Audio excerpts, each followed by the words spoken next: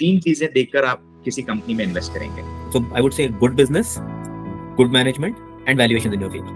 चाहे ब्लूमबर्ग हो, research analyst हो, नहीं हो, बेसिक प्रोसेस जो होता है कंपनी का वो सेम रहता है। वैल्यूएशन आपके फेवर में होना चाहिए ना। वैल्यूएशन आपके फेवर में होगा तो आप जो है इन्वेस्टर्स के लिए ज्यादा पैसा बना पाओगे। Welcome back to Minted podcast series. दोस्तों, मार्केट में हर दिन नए हेडलाइंस बनते हैं, कभी एआई, कभी डिफेंस, कभी स्मॉल कैप्स, कभी वैल्यूएशंस। लेकिन असली सवाल ये है, इन सब नॉइस के बीच लॉन्ग टर्म वेल्थ कैसे क्रिएट होती है? आज इसी माइंडसेट को समझने के लिए हमारे साथ एक ऐसे फंड मैनेजर हैं जिन्होंने मार्केट्स को देखा ही नहीं बल्कि उन्हें डिफरेंट पर्सपेक्टिव से एक्सपीरियंस भी किया है, बैंकिंग से रेगुलेशंस और mutual funds. Please welcome Mr. Sumit Bhatnagar, Fund Manager, Equity at LIC Mutual Fund Asset Management Limited. Mr. Bhatnagar के पास 25 साल से ज्यादा का एक्सपीरियंस है फाइनेंशियल मार्केट्स का। उन्होंने बैंकिंग से अपनी जर्नी शुरू की, उसके बाद सेबी में रेगुलेटर के पर्सपेक्टिव से मार्केट्स को समझा और फिर म्यूचुअल फंड इंडस्ट्री में एक्टिव इक्विटी, पैसिव स्ट्रेटेजीज और आर्बिट्राज जैसे मल्टीपल इन्वेस्टमेंट मैंडेट्स को सक्सेसफुली मैनेज किया। अकेडमिकली भी इनका प्रोफाइल इक्वली इंप्रेसिव है। He is MBA from University of Toronto and a CFA chart holder. तो आज हम सिर्फ मार्केट आउटलुक की बात नहीं करेंगे, हम जानेंगे कि एक प्रोफेशनल फंड मैनेजर कैसे सोचते हैं, कैसे डिसीजन लेते हैं और कौन सी इन्वेस्टिंग प्रिंसिपल्स हैं जो हर इन्वेस्टर को समझनी चाहिए। Welcome sir, welcome to our Minted podcast series. Thank you for having me here. I hope I can add some value to your clients. Definitely, sir. So let's start with your complete journey of 25 years into this industry, sir. Can you please give us a little bit glance of it? So I basically belong to a small city of Indore, born and brought up over there. Had dreams of being in financial services. Got an opportunity in banking industry. तो 2 साल मैंने banking industry में काम किया। फिर उसके बाद मुझे जो है कॉम्पिटिटिव एग्जाम के थ्रू सेबी में जाने का मौका मिला। वहां पर मैं म्यूचुअल फंड्स डिपार्टमेंट में था। वहां पर काफी चैलेंजिंग असाइनमेंट्स, काफी अच्छा लर्निंग हुआ, काफी सारे बड़े बड़े लोगों के साथ काम करने का मौका मिला। उसके बाद जो है मुझे जो है स्टॉक मार्केट का पहले से ही बहुत इंटरेस्ट था, तो फिर जो है मुझे म्यूचुअल फंड में अपॉर्चुनिटी मिला। तो I move to mutual fund on as an equity research analyst, और उसके बाद फिर equity research India was mutual fund में। फिर उसके बाद धीरे धीरे करके वहाँ पे research analyst, then associate fund manager and then fund manager and then बाद में हेड ऑफ इक्विटी बना। तो पूरा उसका सेटिंग अप फेज से लेके अच्छा उसको ग्रोथ के फेज तक हम लोग लेके गए। फिर उसके बाद I move to LIC mutual fund. तो लास्ट 3 साल से मैं LIC म्यूचुअल फंड के साथ हूँ। यहाँ पर जो है मैं काफी सारा मैंडेट जो है एक्टिव पैसिव मैनेज कर रहा हूँ। And overall has been a very rewarding career and a very learning career as well. Great. काफी जर्नी अच्छी रही है। जैसे आपने बोला कि आप LIC के साथ में 3 साल से हैं, I really wanted to know the difference LIC insurance and LIC mutual fund, because LIC is such a big brand in insurance, right? Mutual fund works differently. तो LIC का कितना बेनिफिट या उस ब्रांड का कितना बेनिफिट हमें मिलता है म्यूचुअल फंड्स को? देखिए, LIC का बहुत बड़ा ब्रांड है और brand is very well known, whether it is tier 1 city, tier 2 city, tier 3, tier 4 में तो घर घर में लोग जानते हैं, तो उसका हमें डेफिनेटली एडवांटेज मिलता है। बट अगर आप हमारा डे टू डे फंक्शनिंग का बात करें तो इसमें LIC का इतना इन्वॉल्वमेंट नहीं होता है। यह पूरा professionally managed, independently managed entity है LIC म्यूचुअल फंड, जो कि जो है ब्रॉड एम्ब्रेला ऑफ LIC के अंडर में वर्क करता है। तो हमारा जो है उनसे कोई बहुत ज्यादा जो है कोई इन्वेस्टमेंट्स के पर्सपेक्टिव से या मार्केटिंग के पर्सपेक्टिव से ज्यादा इंटरेक्शन नहीं होता। We are a separate entity in practically every term. Okay, अगर आपसे सारे रिसर्च रिपोर्ट्स और एनालिस्ट सपोर्ट एक महीने के लिए दूर ले लिया जाए तो कौन सी 3 चीजें देखकर आप किसी कंपनी में इन्वेस्ट करेंगे? देखिए, चाहे ब्लूमबर्ग हो, रिसर्च एनालिस्ट हो, नहीं हो, बेसिक प्रोसेस जो होता है कंपनी का वो सेम रहता है। आप ये समझिए कि ये जो है टूल्स हैं, ब्लूमबर्ग एक टूल है आपके लिए। आपका थॉट प्रोसेस जो है बहुत सिंपल रहना चाहिए। सबसे पहले आपको क्वालिटी ऑफ बिजनेस देखना है, कितना जो है किस सेगमेंट में है, क्या मोट है उसका, कितना प्राइसिंग पावर है। मोट का मतलब कि क्या जो है उसमें स्ट्रेंथ है जिसकी वजह से जो है कस्टमर्स उसके पास आते हैं, IP है, ब्रांड है, डिस्ट्रीब्यूशन चैनल है। तो वो चीज सबसे पहले देखना चाहिए, क्वालिटी ऑफ बिजनेस। दूसरा चीज जो होता है वो है क्वालिटी ऑफ मैनेजमेंट, क्योंकि अल्टीमेटली कोई भी बिजनेस में इन्वेस्टमेंट जो होता है it's also a bet on the management. तो उसका जो है ट्रैक रिकॉर्ड देखना चाहिए, उसका कैपिटल एलोकेशन का क्या स्ट्रैटेजीज हैं, कितना वो माइनॉरिटी इन्वेस्टर है, how it has protected minority investor interest over a period of time, उनका डिविडेंड पे आउट पॉलिसीज क्या है, उनका ग्रोथ स्ट्रैटेजीज क्या है, वो सारा चीजें देखना चाहिए। और तीसरा चीज जो देखना चाहिए वो है कि वैल्यूएशन आपके फेवर में होना चाहिए। वैल्यूएशन भी इक्वली इंपॉर्टेंट है देखना। वैल्यूएशन आपके फेवर में होगा तो आप जो है इन्वेस्टर्स के लिए ज्यादा पैसा बना पाओगे। तो मेरे हिसाब से तो बहुत सिंपल सा रूल है इन्वेस्टिंग का, quality of business, so I would से good business, good management and valuation in your favour. ये तीन चीजें मैं देखूंगा, चाहे मेरे पास ब्लूमबर्ग हो, चाहे मेरे पास एनालिस्ट हो, या मैं इंडिपेंडेंटली काम करूँ। ये तीन should be your key pillars for any investment. So can we say that कि अगर कोई इन्वेस्टर जेन्युइनली प्रोसेस को फॉलो करता है और कुछ फंडामेंटल्स को देखते हुए चलते हैं, कुछ चीजों को फॉलो करते हैं, तो they can also manage there investments very well, right? देखिए, मैं ये नहीं बोलूंगा कि जो है हर आदमी का एक अलग स्किल सेट होता है। यस, अगर आप जो है अपना एक प्रोसेस बनाएंगे, अपना लर्निंग कंटिन्यूअस रखेंगे, आप नई नई, क्योंकि नई नई बिजनेसेस इवॉल्व होते हैं, आप अपना लर्निंग रखेंगे तो यस आप मैनेज कर सकते हैं। बट आपको ये कॉल लेना भी पड़ेगा कि वेदर आप में वो कैपेबिलिटी है कि नहीं, वो एक्सपीरियंस से देखना भी पड़ेगा, सीखना पड़ेगा कि भाई मेरे में है कि नहीं वो कैपेबिलिटी। और अगर नहीं है तो shift to mutual funds, shift to advisers like you for advice in investing in mutual funds.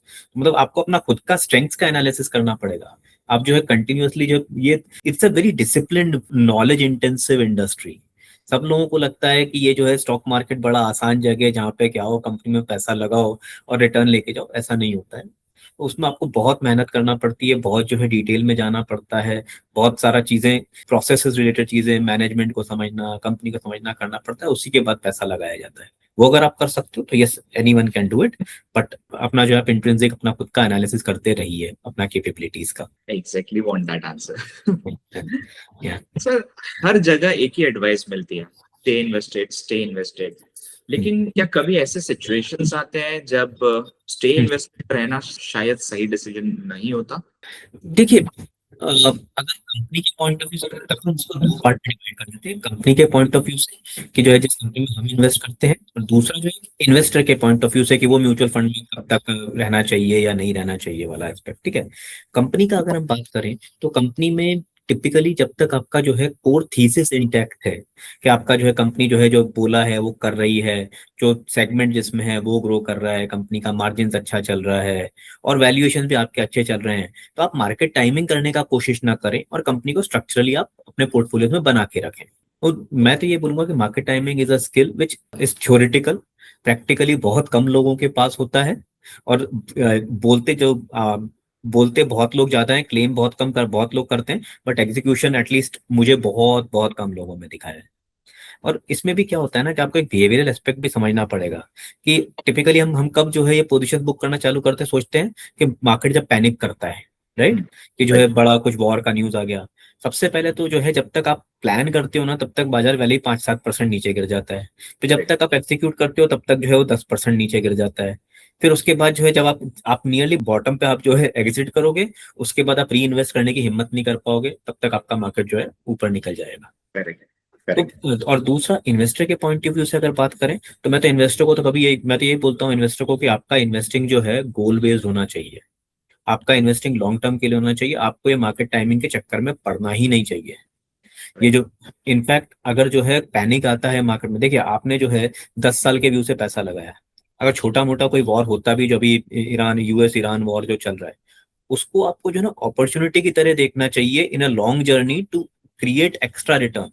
In the sense कि जो है जैसे आप टॉप अप एसआईपी जैसे हम बोलते हैं, राइट, उस तरह का चीज जो है कि जो है जब आपको दिख रहा है कि अच्छा मार्केट जो है 10-15% नीचे गिर गया है और मेरा मेरा फंड अच्छा चल रहा है, मेरा इन्वेस्टमेंट अच्छा चल रहा है, तो मैं उसको अपॉर्चुनिटी की तरह देखूंगा कि भाई मैं इसमें और पैसा डालूं, और पैसा डालूं। मेरा अगर एक्स्ट्रा कहीं सेविंग्स रखा है तो मैं उसको और पैसा डालूं और पैसा डिप्लॉय करूं।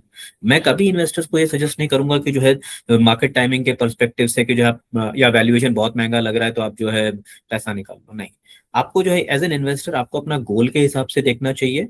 ये कि जो है आपका गोल अचीव करने के कितने पास हो आप। सपोज आपने जो 10 साल का पैसा लिया है और आपका टारगेट 8 साल में ही जो है, सपोज आपने अपने बेटे की पढ़ाई के लिए आपने जो है से पोर्टफोलियो बना रहे हो, जो आपका टारगेट अमाउंट है वो 8 साल में ही अचीव हो गया है, तो ये उस तरह की सिचुएशन में as a risk, as a prudent risk management measure, आप जो है उसको उठा के जो है थोड़ा सा रिलेटिवली लोअर रिस्क प्रोडक्ट्स में शिफ्ट कर दीजिए, कि डेट फंड्स में शिफ्ट कर दीजिए, डेट फंड्स में शिफ्ट कर दीजिए, या आप जो है इवन बैंक एफडीज में शिफ्ट कर दीजिए, जैसे जो भी आपका कंफर्ट जोन हो, या लिक्विड फंड्स में शिफ्ट कर दो, आर्बिट्राज में शिफ्ट कर दो। उस तरह का सिचुएशन में यस, या फिर कोई रिस्क प्रोफाइल आपका चेंज हो रहा है, कि सपोज आपने जो है 10 साल का पोर्टफोलियो बना के चल रहे थे, मगर जो है कुछ इंसिडेंट हो जाता है कि जो है जॉब रिलेटेड या फैमिली में कोई सिचुएशन चेंज हो जाता है, जो कि आपका रिस्क एपिटाइट चेंज हो रहा है, तो then you should look at altering your strategy. और वो भी जो है आपको जो है अपने किसी कंसल्टेंट के साथ बैठ के, आपके फाइनेंशियल कंसल्टेंट हैं, एडवाइजर हैं, उनके साथ बैठ के ये फैसले लेने चाहिए, क्योंकि आपका understanding of risk can be very different from your actual reality. मतलब एक्चुअली आपके पास बहुत सारा असेट हो सकता है और आप पैनिक कर रहे हो सकता है, क्योंकि उस सिचुएशन में हर कोई पैनिक करता है जब जब परेशानी आती है। तो उसमें जो एक ठंडे दिमाग वाला एक आपको एडवाइजर के साथ बैठ के जो है फैसले लेने चाहिए। करेक्ट। आजकल ना सर कि हर थीम बहुत ट्रेंडिंग होती जा रही है, कोई भी थीम पकड़ो बहुत ट्रेंडिंग है, जैसे एआई, डिफेंस। तो हर पब्लिक रिटेल इन्वेस्टर्स उसके पीछे भागना शुरू कर देते हैं। ऐसी सिचुएशन को बेसिकली आप किस तरीके से समझते हैं? आप उसको लॉन्ग टर्म अपॉर्चुनिटी समझते हो या सिर्फ मार्केट का एक एक्साइटमेंट? आप कैसे उसको आइडेंटिफाई करते हैं? देखिए, इसमें सिंपल सा रूल होता है कि फॉलो द मनी। मतलब आप ये देखो कि अगर कोई बड़ा थीम आ रहा है, सपोजिटली मार्केट में बड़ा थीम बन रहा है, तो उसमें इन्वेस्टमेंट कितना हो रहा है, जो कंपनीज हैं, गवर्नमेंट्स हैं, वो क्या इन्वेस्ट कर रही हैं, कितना उसमें पैसा लगा रही हैं, कितना उसके लिए फैसिलिटीज दे रही हैं, और कितना जो है उसमें जो है गवर्नमेंट अपना जो है पॉलिसीज के थ्रू जो है कितना जो है सपोर्ट कर रही हैं, कॉर्पोरेट्स कितना जो है अपना कैपेसिटीज लगा रहे हैं। उससे एक आपको ब्रॉड सेंस आता है कि कितना लंबा अपॉर्चुनिटी है। अब आप दो तीन जो अपॉर्चुनिटीज का आपने बात किया है, वो बड़ा बड़ा लॉन्ग टर्म अपॉर्चुनिटीज हैं, बिल्कुल हैं। बट वो इसलिए हमें समझ में आता है कि हमें जो है ग्लोबल लेवल पे दिखता है कि जो ग्लोबल लेवल पे बहुत बड़ा डिमांड है, बहुत बड़े केपेक्सेस हो रहे हैं उन थीम्स में, और अगला जो बेसिक सर्विस वो ऑफर कर रहे हैं, उनका रिक्वायरमेंट आगे जाके और जो है 8-10 गुना होगा। तो आपको ये सेंस लेना पड़ेगा कि ये जो है कोई शॉर्ट टर्म का फैड है, या जो है ये long term structural compounding opportunity है। और उसको देखते हुए आप जो है ये डिसाइड करोगे कि ये जो है इसमें मुझे इन्वेस्ट करना है कि नहीं करना है। तो मान लीजिए कि अगर कल आपको सिर्फ अपना पर्सनल 10 लाख रुपीस का पोर्टफोलियो मैनेज करना है, हाँ, हाँ। तो आपका investment approach mutual fund portfolio से कुछ अलग होगा या सेम होगा? हाँ, देखिए, अगर जो है मेरा पर्सनल पोर्टफोलियो होगा तो उसमें थोड़ा बहुत तो फर्क होगा। देखिए, एक चीज क्या है कि जब बड़े पोर्टफोलियो आप मैनेज करते हो, तो आप जो है आपका जो है एलोके market cap allocation is also liquidity based parameter पे। अगर मेरा पर्सनल पोर्टफोलियो होगा, तो ब्रॉड प्रिंसिपल जो है, जो मैंने आपको बताया, good business, good management, right, and valuation in my favour, they will not change. But what may change is concentration, portfolio concentration.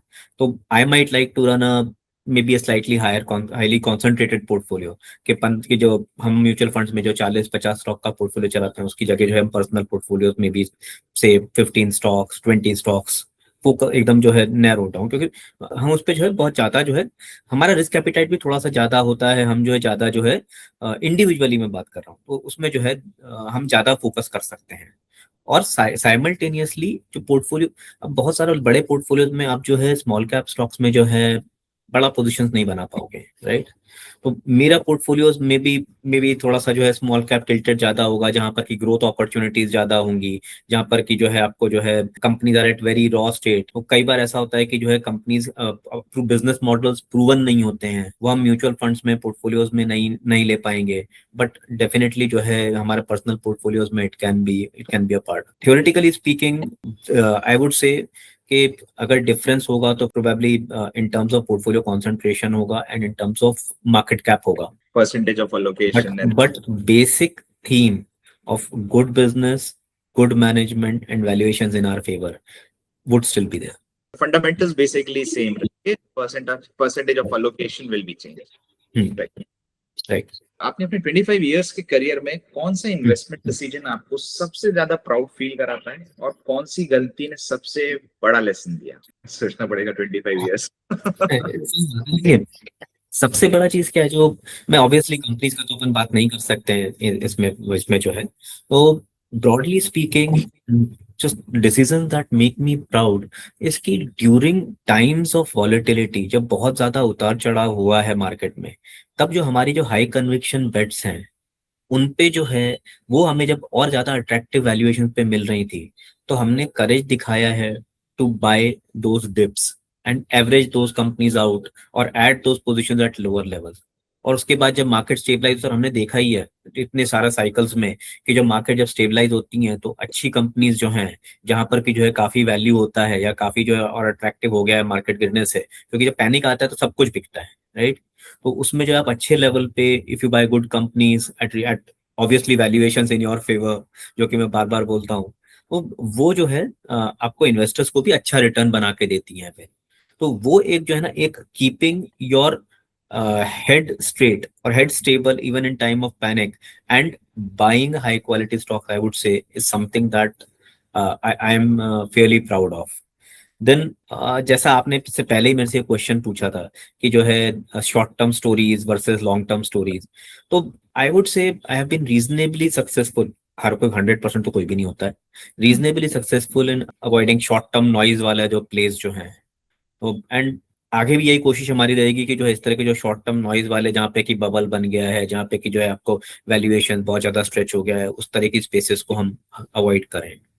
That would be my की अचीवमेंट्स, आई वुड से, keeping my head straight during the time of panic and avoiding facts. Fund manager बनने के बाद सबसे बड़ी investing में कौन सी थी जो टूट गई, जो जिसको आप पहले कभी मानते थे? फंड मैनेजर बनने के बाद सबसे पहली चीज, जो सबसे बड़ी चीज, I would rather put it differently, मैं इसको ये बोलूंगा कि जो गलतियां मैंने जो पहले करी, जो कि मैंने बाद में करना छोड़ दिया, ओके, जो कि सीखा जो गलतियों से।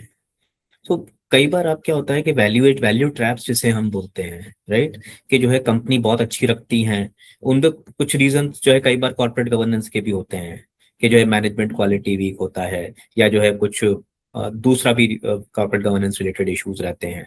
उस तरह की बहुत सस्ती कंपनीज जो हैं हमने ले ली, या जो है कभी जो वैल्यू को सो कॉल्ड वैल्यू ट्रैप्स है कि स्टॉक बहुत अच्छा दिखता है बट नियर टर्म में ट्रिगर नहीं है। तो वो वाली चीजें जो है सीखी है हमने काफी, की जो है भाई इस तरह के स्टॉक्स में भले ही कितना सस्ता दिखे, वो और सस्ता हो सकता है। काइंड ऑफ वो पेनी स्टॉक्स? नहीं नहीं नहीं नहीं, पेनी स्टॉक्स नहीं, they are not, I am not talking about penny stocks. क्या होता है, they are so, they can be good companies but and valuations बहुत अट्रैक्टिव है, बट नियर टर्म में आपका ट्रिगर नहीं है, या नियर टर्म में ग्रोथ उतना नहीं आ रहा है जितना जो बाकी मार्केट ग्रो कर रहा है। तो आप जो है कई बार ये सोचते हो कि यार बाकी सारे स्टॉक्स जो है 25 टाइम्स पे ट्रेड कर रही है, 15 पे मुझे मिल रहा है, तो maybe as the growth trigger emerges ये company can do very well. But कई बार जब initial stages of my career I have seen it कि जो है वो 15 वाला जो मल्टीपल वाला धीरे धीरे करके 10 भी आ जाता है, 12 भी आ जाता है। तो भले ही और उसमें भी क्या है कि नंबर्स आ रहे हैं कंपनी में, बट बिकॉज इंडस्ट्री इटसेल्फ जो है वो ही जो है डैमेज हो गया है या डिसरप्ट हो गया है, तो जो है उनका जो है आगे स्टॉक में मूवमेंट नहीं आता। और आपको ऐसी बहुत सारी इंडस्ट्रीज दिखेंगी अभी भी, जो कि जो है लास्ट अगर 10 साल में देखें तो कंपनियां तो ग्रो करी हैं, प्रॉफिट्स तो ग्रो करें, बट स्टॉक कहीं नहीं चले हैं। तो उस तरह का चीजें जो है, उस तरह की चीजों को अवॉइड करने का जो है वो की चीज जो है वो सीखी है। रिटेल इन्वेस्टर्स जनरली रोज स्टॉक प्राइसेस को चेक करते हैं, राइट? राइट। ओपन किया फिर प्राइसेस चेक किया। एक प्रोफेशनल फंड मैनेजर अपना ज्यादा टाइम प्राइस देखने में लगाते हैं या बिजनेस समझने में लगाते हैं? ये मैं इसको समझना चाहता हूँ कि रिटेल इन्वेस्टर्स की एक ही क्वालिटी है प्राइसेस रोज चेक करने की। What is difference between fund managers and investors? नहीं, देखिए हम लोग जो है हम लोग प्राइस पे इतना ज्यादा जो है फोकस नहीं करते हैं। हाँ, अगर कोई किसी दिन कोई बड़ा मूवमेंट आ गया कि जो है कोई स्टॉक 10% ऊपर चला गया या 5% नीचे चला गया, तो we definitely look at that कि भाई ये क्यों हुआ है, कुछ बिजनेस में कुछ चेंज आया है जिसकी वजह से ये मूवमेंट आई है, या जस्ट प्राइस चेंज हुआ है। तो whether it can be an opportunity to buy और अपॉर्चुनिटी टू बुक प्रॉफिट। हम लोग प्राइस वैल्यूएशन हम डेफिनेटली कंसिडर करते हैं, बट हम टिक बाय टिक या डेली बेसिस पे स्टॉक्स की प्राइसेस नहीं देखते। हम we would rather spend our time reading annual reports, discussing with analyst, meeting managements and maybe developing our investment thesis rather than looking at prices। Price short term noise होता है हमारे लिए, एक दिन में कोई स्टॉक 1% ऊपर चल गया, 2% ऊपर चल गया, doesn't matter to us. When we buy stock we buy for 3 years 5 years perspective. तो उसमें जो है एक दिन के प्राइस मूवमेंट, 2 दिन के प्राइस मूवमेंट मैटर नहीं करते हैं। Suppose if market falls by 20%, market में अचानक 20% करेक्शन आ गया कल से, हाँ जी। तो एक फंड मैनेजर के ऑफिस में नेक्स्ट 48 आवर्स कैसे होता, क्या चलता है वहां अंदर? देखिए, मार्केट में अगर 20% का करेक्शन आ गया है तो सबसे पहले तो जो है फंड मैनेजर्स जो अपॉर्चुनिटी ढूंढते हैं कि भाई कौन सा स्टॉक ज्यादा टूटा है, और फंडामेंटली स्ट्रॉन्ग स्टॉक अगर हमें अच्छा वैल्यूएशन पे मिल रहा है तो जो है will be looking to buy those counters. हम लोग जो है, सी क्या होता है ना कि सब लोगों को लगता है कि फंड मैनेजर बेचने का सोच रहा होगा, ऐसा नहीं होता है। क्या होता है, जब हम पोर्टफोलियो बनाते हैं ना, जब पोर्टफोलियो कंस्ट्रक्शन प्रोसेस के दौरान ही हम लोग जो है काफी सारा लिक्विडिटी का पैरामीटर्स बिल्ट इन करके रखते हैं कि कभी अगर पैनिक सेलिंग आ गई तो हम जो है लिक्विड स्टॉक्स इतने होने चाहिए हमारे पोर्टफोलियो में कि हमारे पोर्टफोलियो पे ज्यादा इम्पैक्ट नहीं आए। तो जब इस तरह का सिचुएशन 20 पे और फिर छोटा मोटा कैश भी हम लोग रखते हैं तो उसमें जो है हम लोग इसको जो है ना, इस तरह के जब करेक्शंस आते हैं 20 तरह वाले, तो एक्चुअली जो है फंड मैनेजर्स एटलीस्ट लास्ट 4-5 साल में तो जो है ऐसा हाल हो गया है कि fund managers look forward to this type of correction कि भाई मार्केट में करेक्शन आए और हमारे भाव हमारे फेवर में आए और और हम अच्छे स्टॉक्स को ले सकें, चढ़ के ले सकें। नहीं तो क्या होता है कि आपको वॉल्यूम नहीं मिलता है। अच्छे स्टॉक सब जो है बड़े बड़े सब लोग रख के बैठ जाते हैं और कोई बेचता नहीं है। तो ये अपॉर्चुनिटी था जब हमें अच्छी प्राइस पे बड़ा क्वांटिटी मिल जाते हैं अच्छे स्टॉक पे, तो हम तो भी तो तब तो हमारा एक्चुअली, आप तो सही बोल रहे हैं, हमारी एक्टिविटी बहुत अग्रेसिव हो जाती है उन दिन उन करेक्शन वाले फेज में। But focus is on identifying opportunities and buying them quickly. आपके हिसाब से अगले 10 साल में सबसे ज्यादा वेल्थ कौन सी इन्वेस्टिंग हैबिट से बन सकती देखिए, वेल्थ क्रिएशन की सिर्फ एक ही हैबिट है, वो है डिसिप्लिन एंड पेशेंस। आप अगर जो है ना 5% रिटर्न लेके निकल जाओगे तो आप पैसा नहीं बना सकते। आप कोई भी बड़े इन्वेस्टर्स का भी अगर देखें, जो इंडिविजुअल बड़े इन्वेस्टर्स जो है वेल रिनाउंड, वेदर इंडियन और ग्लोबल, सब लोगों के आप होल्डिंग पीरियड देखिए कि जो है एक्स कंपनी जो है 15 साल 15 साल होल्ड करी है, या वाई कंपनी जो है 12 साल 20 साल यूज करी है, और उसमें जो है वो कंपनीज जो है 20-20 गुना 25-25 गुना हुई है। आपको जो है आपके पोर्टफोलियो में वेल्थ को कंपाउंड होने का मौका देना पड़ेगा, और अच्छी कंपनियां आप कंटिन्यूअसली इवेल्युएट करते रहें जब तक कोर बिजनेस थीसिस नहीं नहीं खत्म हो रहा है, या आपको कोई और बड़ा कोई अपॉर्चुनिटी नहीं मिल जा रहा है, तब तक जो है don't look to switch your portfolio, make too many changes in the portfolio. और सबसे बड़ा जो टूल जो इन्वेस्टर्स को मिला है which is under appreciated is SIP for wealth creation. मैं पर्सनली ये बिलीव करता हूँ कि अगर आप जो है मंथली बेसिस पे डिसिप्लिन बेसिस पे एसआईपी करते रहेंगे 10 साल में, चाहे वो कोई भी फंड हो, ऑफ इक्विटी, कोई भी इक्विटी फंड हो, you will make decent corpus 10 years down the line. और उसमें अगर आप जो है जब करेक्शंस आते हैं बाजार में, उसमें आप जो है टॉप अप एसआईपी या थोड़ा लमसम डाल सकते हो, तो you can make much much better returns. So basically पहले का मार्केट हो, कम वॉलेटाइल मार्केट हो, या अभी का मार्केट, जितने जितनी चेंजेस अभी मार्केट में आ गए हैं, right, discipline and patience is the key to create exactly exactly. पैसा वही बनाता है जो कि सब्र रखता है। अपना होमवर्क करो, मैं अब सीधा पूछता हूँ, आप अब होमवर्क करो। अगर आप डायरेक्ट कंपनीज में इन्वेस्ट करो, अपना होमवर्क करो, कन्विक्शन लाओ और बैठो। और म्यूचुअल फंड्स में हो तो just have faith in your fund manager, check your whether your funds are doing well and hold for next 5 years 10 years। आप बीच में मार्केट टाइमिंग का जंपिंग अराउंड मत करिए कि जो है 2 साल हो गए, 2 साल में जो है 20% बन गया लेके निकल गए। आप फिर जो है अगर यही करते रह गए आप, तो जो है 10 साल बाद आपका जो है कुछ भी नहीं बनेगा इस तरह के स्विचिंग से। Sir let's have a rapid fire round. Right basically मैं कुछ वर्ड्स बोलूंगा और इमीडिएटली आपके दिमाग में जो आता है बस वो आपको राइट बताना है, right. Correct? Small cap, opportunity for long term wealth creation. IPO, selective. AI, very good tool to be used. SIP, God's gift. Gold, should be a part of your portfolio, आपके portfolio का part होना चाहिए, छोटा part होना चाहिए gold आपके portfolio. Valuation, holy grail, valuation have to be in your favour. Cash, emergency, for emergency use only. Cash is a king basically. Cash is king for emergency use only. बाकी तो I believe कि you should be diploid so that money works for you. FOMO, FOMO, avoidable. Market crash, opportunity, patience. Biggest virtue. Great. We have two more questions just to close this conversation basically. Sure. अगर आपको सिर्फ एक investing mistake choose करनी हो जो almost हर retail investor करता है, बार बार repeat करता है, वो क्या होगा? खुद का होमवर्क नहीं करना और टिप्स पे बेस करके इन्वेस्ट करना, व्हाट्सएप ग्रुप्स पे बेस करके अपना जो है पोजीशंस लेना। ये जो है ना, जब तक आप जो है खुद अपना होमवर्क नहीं करोगे तब तक आप इन्वेस्ट मत करो, मैं यही बोलता हूँ। आप चाहे कोई भी एडवाइजर ले लो या कोई भी व्हाट्सएप ग्रुप ले लो, वो जो है आप शॉर्ट टर्म ट्रेड करोगे, 5% 10% बनाओगे, फाइन। बट अगर आपको लॉन्ग टर्म वेल्थ क्रिएट करना है तो you have to do your homework. और उसमें भी जो है उस बंदे का क्या अकाउंटेबिलिटी है या क्या उसका रिस्पॉन्सिबिलिटी है, नोबडी नोज ना। अगर आज से 20 साल बाद कोई इन्वेस्टर आपकी सिर्फ एक एडवाइस याद रखे तो आप चाहेंगे वो क्या होगा? Basically you can take it as an question कि एक new age investor between 25 to 30 years wants to create a wealth in next 20 years for him. उसके लिए आपका एक क्या सजेशन है? Start early. आप अपना एक पोर्शन ऑफ सैलरी आपका, जब आपने जैसे करियर स्टार्ट किया है, एक portion of your salary investing के लिए रखें। Invest first, spend later, and you will enjoy your life 20 years down the line in a much much better way. So friends, mister Bhatnagar, बहुत ही इंसाइटफुल कन्वर्सेशन रही है ये। आज की डिस्कशन से एक बात बहुत क्लियरली सामने आती है कि सक्सेसफुल इन्वेस्टिंग सिर्फ रिटर्न्स का गेम नहीं है, बल्कि डिसिप्लिन, पेशेंस और प्रोसेस का कॉम्बिनेशन है। आपने अपने एक्सपीरियंस से जो प्रैक्टिकल इनसाइट शेयर किए, चाहे वो मार्केट साइकिल्स को समझने की बात हो, इन्वेस्टर बिहेवियर हो, या लॉन्ग टर्म वेल्थ क्रिएशन का पर्सपेक्टिव, मुझे यकीन है कि हमारे व्यूअर्स को इससे काफी वैल्यू मिली होगी। Thank you so much, and I hope I was able to add some value to your viewers. Thank you. Definitely, sir. It was a very insightful session for us.